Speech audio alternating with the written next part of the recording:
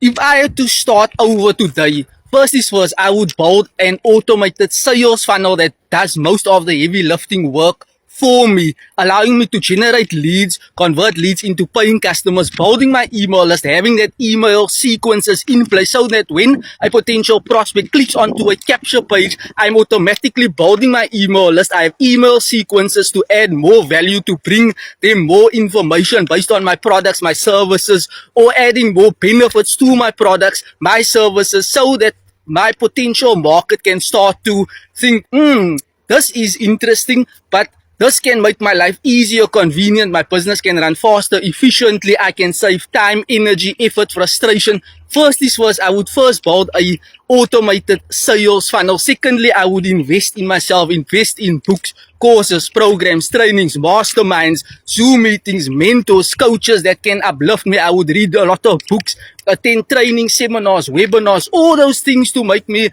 a better content creator, to amplify my state of mind, my behavior, my actions, my willpower, the courage, the determination to do awesomeness things online and to have a significant greater impact, knowing your vision, where you are heading to.